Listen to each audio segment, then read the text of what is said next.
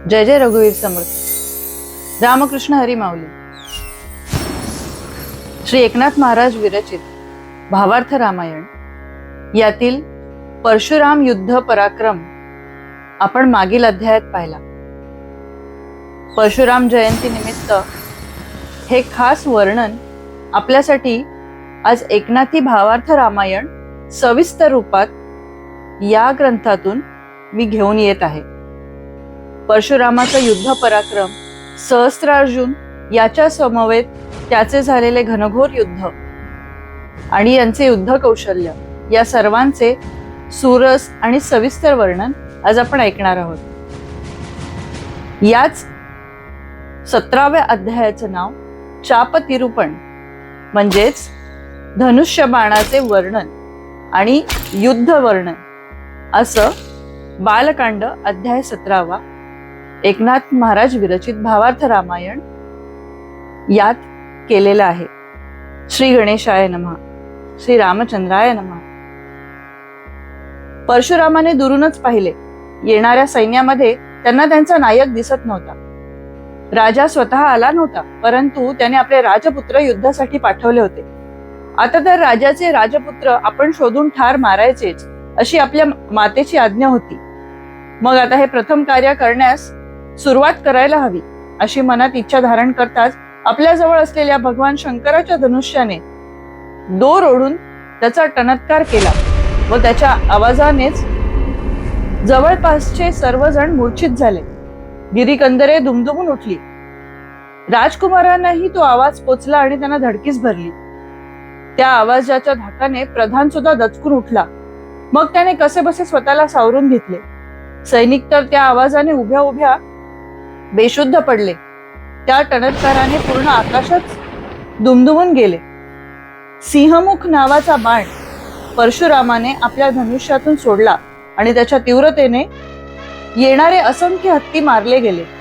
रथांचे डोळे साधून घोड्यांची मस्तके त्यांनी उडवून टाकली। बाणाच्या पिसाऱ्याने अत्यंत जोराचा वारा उत्पन्न झाला आणि त्या वाऱ्याच्या वादळात शेकडो सैनिकांना डोंगर कपाऱ्यांवर उडवून लावले। असे जणू चक्रीवादळच उत्पन्न होऊन त्या सर्व सैन्याचा रणामध्ये निपात केला गेला। जसे वादळाच्या चक्रीने वीर वरती उडत होते, त्याच प्रकारे सर्व काही धडाधड खालीही कोसळत होते आणि खाली पडल्यावर त्यांच्या शरीराचे तुकडे आणि हाडांचा चुराच जमिनीवर येऊन कोसळत होता। उंच उडलेले रथ आणि सैनिक खाली पडून एकमेकांवर आदळून तेथे मृत्युमुखी पडलेल्या सैनिकांचा जणू ढीग जमून नवीन डोंगरच तयार होत होता। आणि येथे परशुरामाने बाणाचा वर्षाव चालूच ठेवला होता। सर्व सैन्य वाचण्यासाठी इकडे तिकडे जागा शोधू लागले, पण ते जेथे लपायचा प्रयत्न करायचे बाण तिथेच जाऊन त्यांना आपले लक्ष साधून घ्यायचे। आपला प्राण वाचवण्यासाठी ते समोर ढाली धरायचे, पण त्या ढालींना भेदूनही बाण त्यांना छेदून टाकायचे। परशुरामाने युद्धभूमी चांगलीच दणाणून सोडली होती। अति बलवान शक्तिमान अशा राजयोद्ध्यांना सुद्धा त्यांनी मारून संपवले। आपल्या सैन्याचा असा भयंकर प्रलय पाहून राजकुमार अत्यंत खवळले आणि हे पाहून रागाने प्रधान सुद्धा पुढे चाल करून आला। परशुरामाने बाणाच्या मोठ्या माऱ्याने प्रधानाला जागच्या जागीच उडवून लावला आणि त्याला राजापुढे नेऊन टाकून एका धावात त्याचे मस्तक उडवून प्राण घेतला। चंड आणि प्रचंड या दोघांनी आपल्या ताकदीने युद्ध केले, पण त्या दोघांचेही बाहुदंड छेदून त्यांना हतबल करून त्यांचेही डोके उडवून परशुरामाने त्यांना मारून टाकले।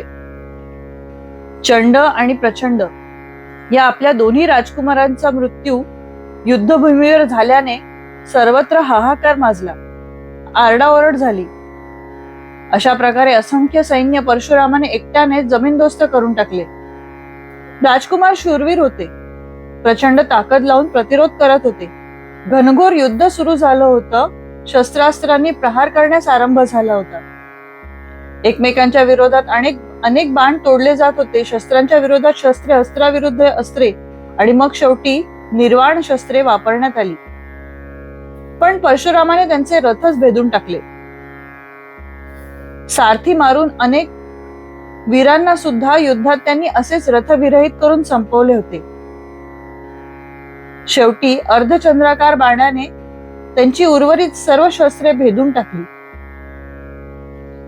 वीरांच्या अनेक पंक्तीच्या पंक्ती धारातीर्थी पडल्या आणि परशुरामाने या सर्वांची मृत्यूलोकातून मुक्तता करून त्यांना शांती प्राप्त करून दिली. परशुरामासमोर रणांगणामध्ये जे जे आले ते सर्वच मृत्युमुखी पडले. ही वार्ता सांगण्यासाठी सुद्धा आता कोणीच उरले नाही की परशुरामाने आपल्या मातेच्या आदेशानुसार पृथ्वी निक्षत्रिय करून सोडली. अश्व, गज, रथ, सेनापती, प्रधान, अधिपती, अतिरथी, महारथी जे जे युद्धासाठी आले त्या सर्वांना समूळ नष्ट करून त्यांना मोक्षगती प्रदान केली गेली. प्रधानाला राजभुवनात येऊन पडलेला पाहून आणि राजकुमारांना रणांगणामध्ये मृत्युमुखी पडल्याचे वृत्त ऐकून राजा अत्यंत क्रोधित झाला. युद्धासाठी तयार झाला. आपले सर्व सैन्य युद्धात मारले गेले असल्याने उर्वरित 500 लोकांना घेऊन राजा एकटाच येऊन रथावर बसला. पण युद्ध करण्यासाठी राजा जेव्हा निघाला तेव्हा त्याचे मन शांत नव्हतेच.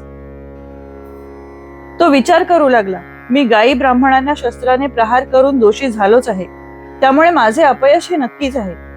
आता फक्त नावासाठी आणि क्षत्रिय धर्माचे पालन करायचे म्हणूनच युद्धासाठी रणांगणावर जायचे आहे.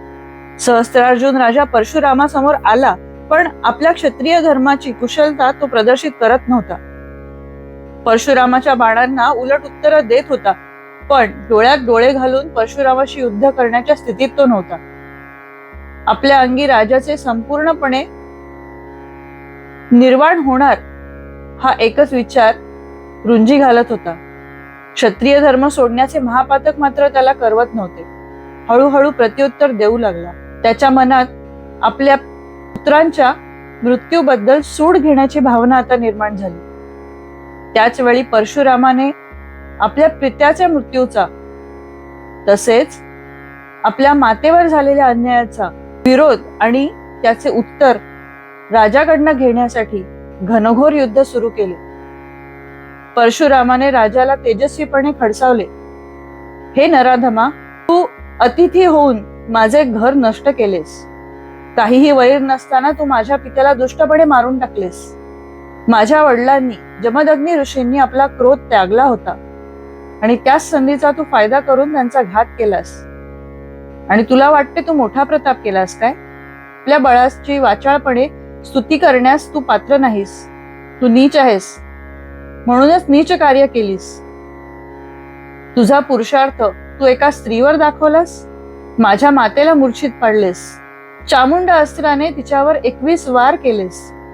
अशी अवहेलना करत अत्यंत क्रोधित होऊन परशु घेऊन सहस्त्रार्जुनावर चाल करून गेला.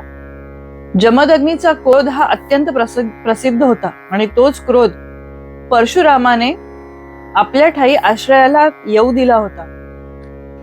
या क्रोधाने त्याला युद्धात सहाय्य करण्याचे आश्वासन दिले होते. त्यामुळेच तुष्टीपुष्टी आलेला परशुराम याला हा क्रोध वरदानच ठरत होता. आता युद्धभूमीवर अत्यंत भयानक युद्ध सुरू झाले होते. आपले अतिशय तीक्ष्ण बाण धनुष्यावर चढवून दोघांनी घनघोर युद्धाला आरंभ केला.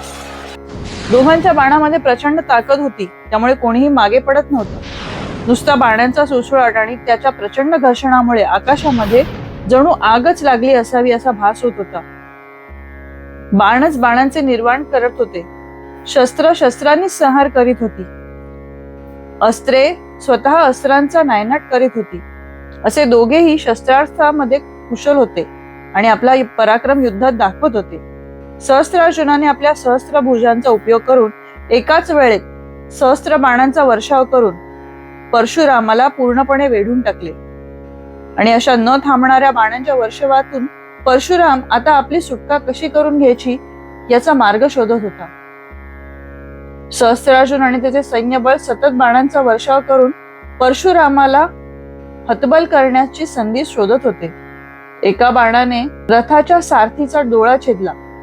या बाणामागेच सहस्त्रबाण अजून आले आणि सारथीला उडवून मारून टाकले. अशा प्रकारे प्रचंड वीर अशा सहस्त्रार्जुनाने परशुरामाला आपल्या रथापासून खाली उतरण्यास भाग पाडले. परशुराम एकटाच असल्यामुळे सहाय्यकारी असे युद्धामध्ये त्याला कोणीच नव्हते. आता परशुराम रथावरून खाली आल्यानंतर त्यांनी सहस्त्रार्जुनाला अत्यंत क्रोधाने द्वंद्व युद्धासाठी आवाहन केले. ते आवाहन स्वीकारून राजाने अस्त्र उचलली आणि परशुरामावर वार करण्यास सुरुवात केली. दंडास्त्र, चंडास्त्र, प्रचंडास्त्र, वितंड अस्त्र असे अनेक अस्त्र त्यांनी परशुरामावर सोडले. अशी घनघोर घोरास्त्र सोडली की त्याची गणनाच करता येत नव्हती. आपल्यावर अस्त्रांचा भरडीमार होत आहे असे पाहता एका क्षणातच धनुर्धर परशुरामाने शस्त्रांचा संहार करण्यास आरंभ केला. प्रत्येक अस्त्राचा सहस्त्रार्जुनाच्या सर्व अस्त्रांचा क्षणातच प्रत्युत्तर देऊन परशुराम नाश करत होता. सर्व निर्वाण अस्त्रे परशुरामाने निष्फळ करून टाकली आणि मग जे अत्यंत अनिवार्य असे चामुंडास्त्र राजाने आपल्या हाती घेतले ते पाहताच परशुरामाला आपल्या आईचे स्मरण झाले. तत्काळ त्याने कालिका मातेला प्रगट होण्याचे आवाहन केले. चामुंडा ही कालिके मातेची दासी हे जाणून परशुरामाने कालिकेचे आवाहन करून स्तवन केले. चामुंडेला कालिका माता म्हणाली, हे चामुंडा, रेणुका हे माझे स्वरूप होते. तिच्या पतीच्या घाताला हा सहस्त्रार्जुन कारणीभूत आहे. तेव्हा तू त्याचा विध्वंस करून टाक. चामुंडा ही कालिके मातेची दासी हे कोणाला खरे वाटत नसावे, पण सप्तशतीमध्ये चंडमुंडांना जसं त्यांनी वधले आहे, कालिका मातेला त्यांनी नमन करून त्यांची आज्ञा घेऊन चंडिका पुन्हा मागे फिरली.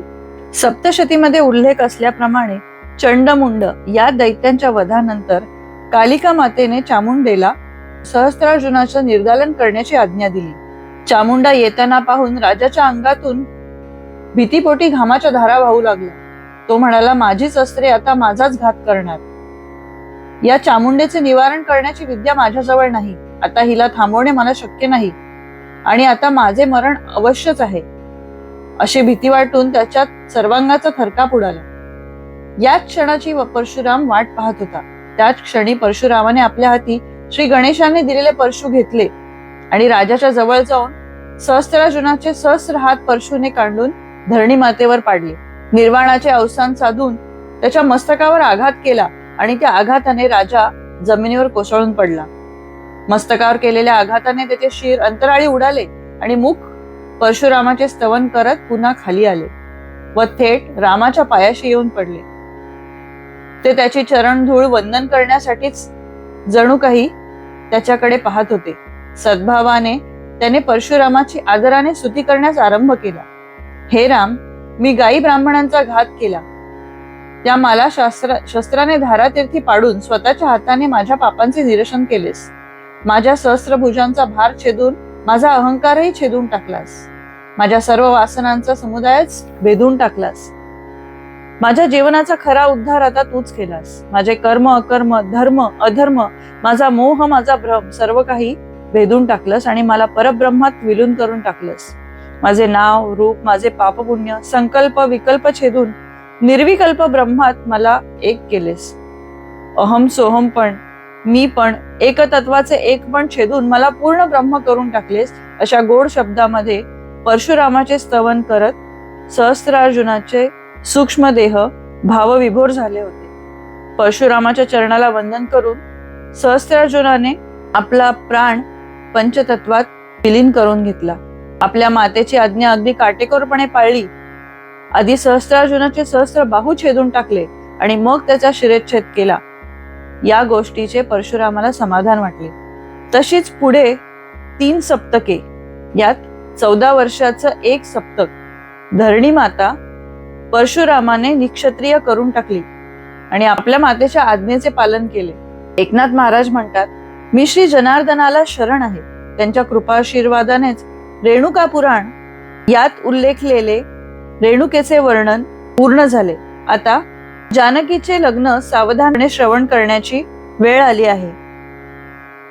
या युद्धात वापरलेले धनुष्य हेच पुढे परशुरामाने जनकाला दिले होते. परशुरामाने पृथ्वी निक्षत्रिय केल्यानंतर अचानक तो मिथिला नगरीमध्ये आला आणि इथे कोणत्या राजाचे राज्य आहे असा प्रश्न त्याने विचारला. राज्यामधील ऋषीवृंद त्याच्या समोर आले व परशुरामाला सांगू लागले, हा राजा चक्रवर्ती सार्वभौम सम्राट आहे. देही असूनही विदेही अशा स्थितीत तो आपले राज्य चालवत आहे. त्याचा महिमा अत्यंत अगाध आहे. अशी ब्राह्मणांनी जनकाची माहिती दिली व त्या क्षणी जनकाबद्दल परशुरामाला असलेला राग शांत झाला. इथे आलेल्या जनकाने अतिशय आदराने परशुरामाला आलिंगन दिले.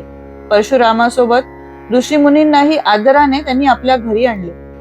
जनक राजा आधीच ब्रह्माधिकारी असल्या कारणाने परशुरामाने त्याला मारले नाही.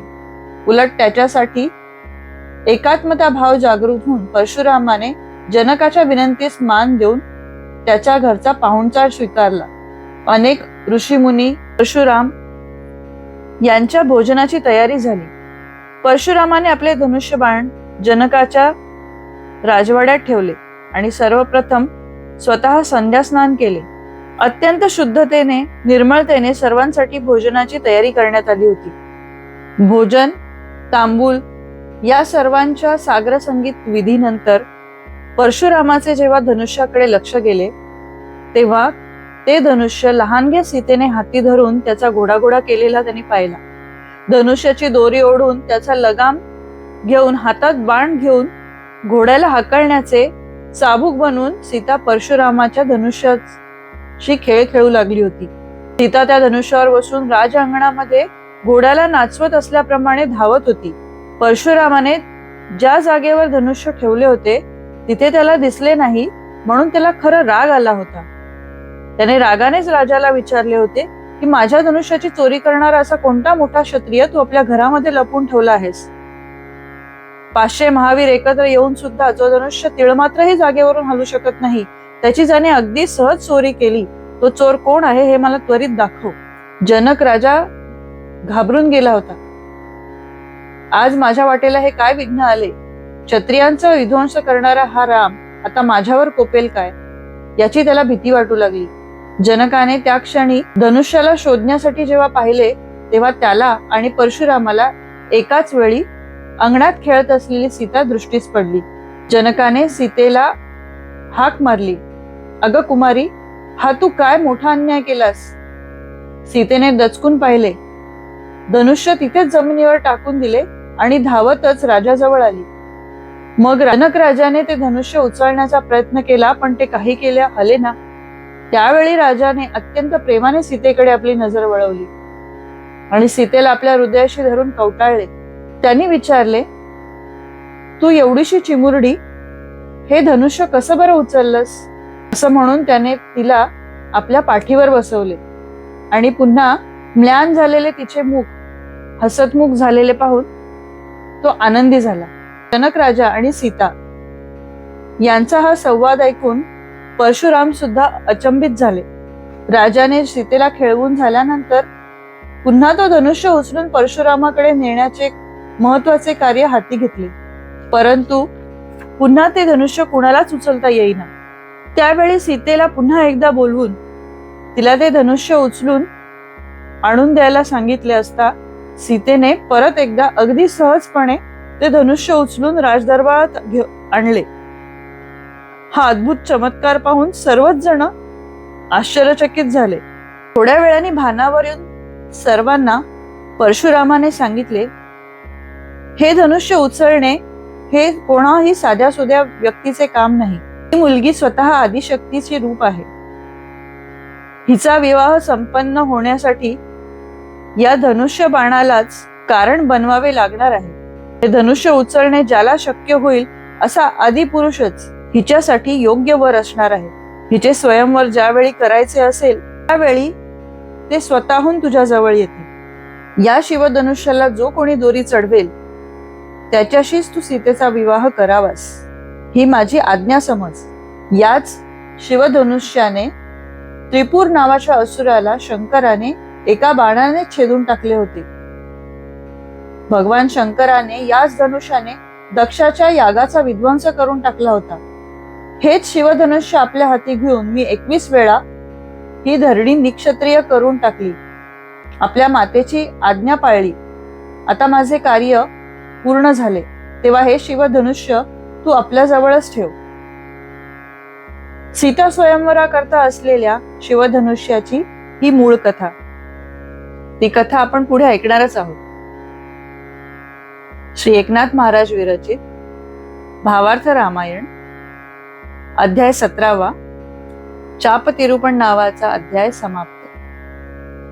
श्री रामचंद्रार्पणमस्तु. श्री एकनाथ महाराजार्पणमस्तु.